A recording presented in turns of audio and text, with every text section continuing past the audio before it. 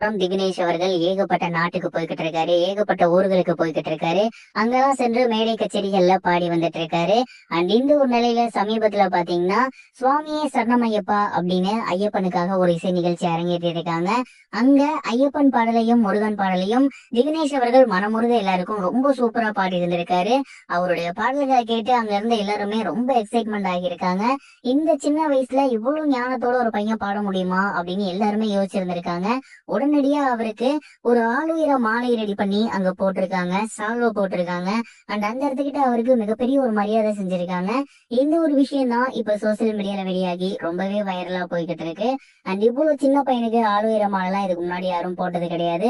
அதே மாதிரி பாத்தீங்கன்னா சால்வெல்லாம் யாரும் போட்டது கிடையாது. அப்படி இருக்கும்போது திவினேஷ் அவர்களுக்கு முதல் முறையாக அவங்க அதை பண்றாங்க அப்படிங்கிறப்ப அது எவ்வளவு பெரிய விஷயம் அப்படிங்கறத நம்ம யோசிச்சு பார்க்கணும். இதற்கு முன்னாடி திவினேஷ் அவர்கள் மலேசியா போயிருந்தாரு ஒரு கச்சேரிக்காக. அந்த ஒரு கச்சேரி டைம்லயும் பாத்தீங்கன்னா ஒரு கடையில இவரை கூப்பிட்டு சிறப்பு மரியாதை பண்ணியிருந்தாங்க. அதாவது 30 கிலோக்கும் மேல மதிப்புள்ளக்கூடிய தங்க நகையை வந்து இவருக்கு அணிவிச்சு அழகு பார்த்திருந்தாங்க. இந்த மாதிரி திவினேஷ் அவர்கள் எங்க சென்றாலுமே அவருடைய ரசிகர்கள் எல்லாருமே அவருக்கு மிகப்பெரிய ஒரு வரவேற்பு தராங்க. அது மட்டும் இல்லாம அங்க இருக்கக்கூடிய மிகப்பெரிய நபர்கள் அவருக்கு நிறைய கௌரவம் செஞ்சு வைக்கிறாங்க. இந்த விஷயங்கள்லாம் நம்ம அடிக்கடி பார்க்க முடியுது.